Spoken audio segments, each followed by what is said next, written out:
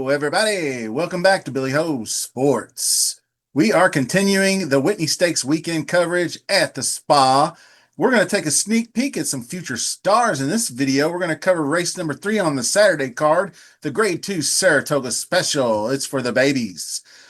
So we will update on Split the Pot draw. We're going to do the draw on Thursday's video. Most likely going to be your late pick 5. So you're going to want to stick around. It could be any time during that video that will spin the big wheel for the $20 bet. If you are new to the channel, just check the description and you'll find out all the details on how the Split the Pot works. But basically all you have to do is subscribe to the channel and then leave a comment, and that'll get your name in the draw. But you also want to always be smashing that like button to help support the channel. Throw in the hashtag BHS to help promote things as well. And that will get your name in the draw. I sent out 2 lucky winners last week, half of their pot, and they got $50 a piece. So that's not bad for just taking 20 seconds of your time that it doesn't cost you anything. So let's get into the contenders for race number 3 right now.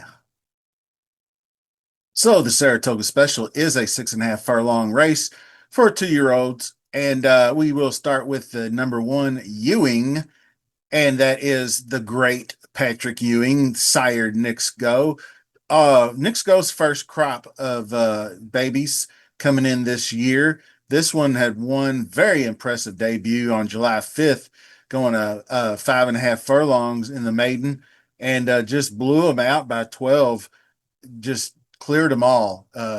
It was an impressive May foal too, by the way. So just now, turning 2 really, and then won by 12. Wasn't really loose on the lead.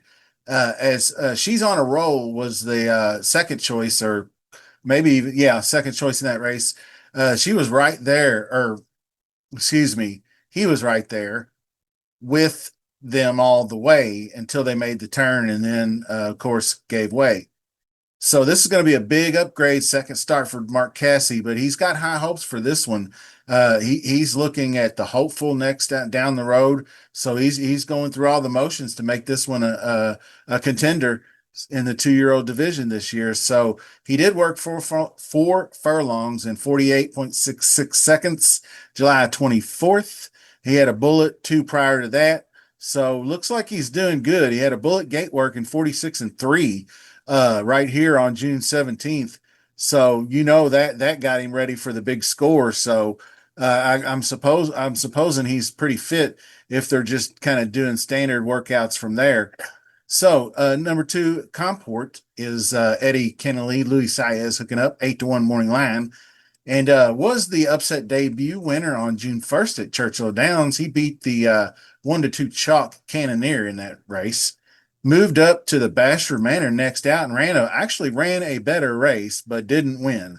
Lost by 3 3/4, was just second best to Romeo that day, but ran very well. Pretty similar style, but you could see the increase had a little bit better early pace to him, and just a little bit better on the late pace coming home.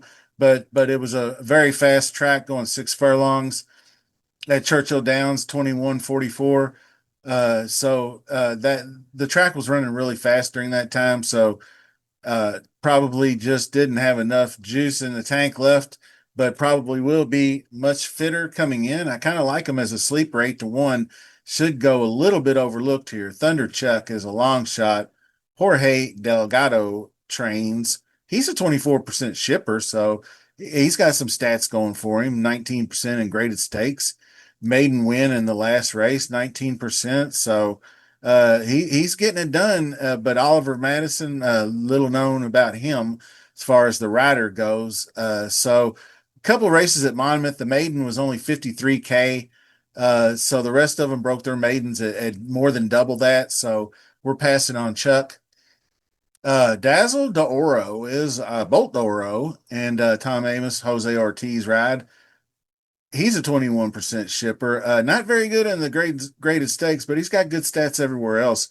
But this one busted it out, went wire to wire, obviously winning by 3 at Churchill Downs, 21:44 in 2 for the opening half. So poor graded stakes record, heavily bet in debut. I think he faced a big field of 11 in that debut, and was a pretty good test. So second choice on Prime Power could be one that might be of interest betting wise. Jose will probably take a little money since he's been so dominant here lately. But then we go to number 5, Cami Goal, and that's Antonio Sano and Jose Lescano. Massive chalk state bred winner for 53K, second race out. So 4.5 furlongs. None of this really just grabs me. So 20 to 1 morning line. So I'm going to take a wait and see approach on that one. I don't know much about the sire. Not really that good of a production index. Pretty just average. 5K to breed them. So we'll pass on the 5. Now, number 6 is Obliteration, and that's going to be your 7 to 5, probably massive favorite. Excuse me, maybe massive favorite. I don't know. Ewing's going to but the 1 and the 6, the bookend horses here are going to take a lot of money. Steve Asmussen brings in Flavian Pratt once again. He let Little Eric ride him the first race, but this is big boy stakes now, Little Eric. So you're going to have to take a sidestep here at Saratoga to the Mr. Flavian Pratt, who just absolutely busted heads in the Sanford, a grade 3 race, second race out. And Obliteration, I mean, whoever named this guy nailed it, because that's all he's done in 2 races is to the competition is obliterate them. So anyway, clear by 2 lengths right out of the gate. It was over before it started in that debut, but or no, actually it was. He was out pretty fast early in the Sanford. But anyway, blinging it back did apply some pressure, but no match. The debut obviously was the place and show horses. That's what I wanted to mention about the debut here. So both the place and the show horses, so all 3 win next out. That's pretty solid whenever you see that. It was a good maiden race. 120K is nothing to sneeze at. It's at Churchill Downs, so the home of where you start these youngsters. So Obliteration is going to be most definitely your betting favorite, and I'm sure Ewing's going to take a lot of money. It's New York.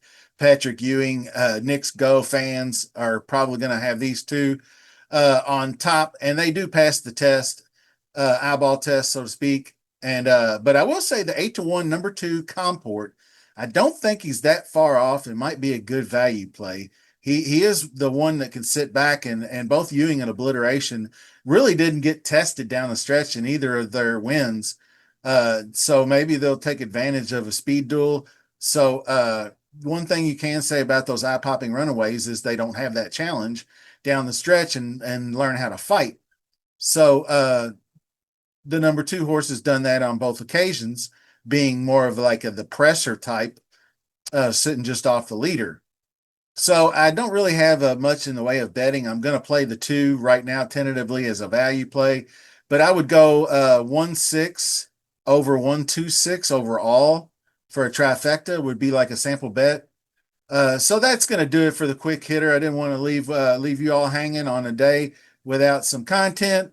So remember the split the pot draw tomorrow, Thursday. Don't forget to sub to the channel. Leave that comment so you can get your name in the draw. Like I said, 20 seconds of your time to do all those clickings, and you will actually win real money. See you soon.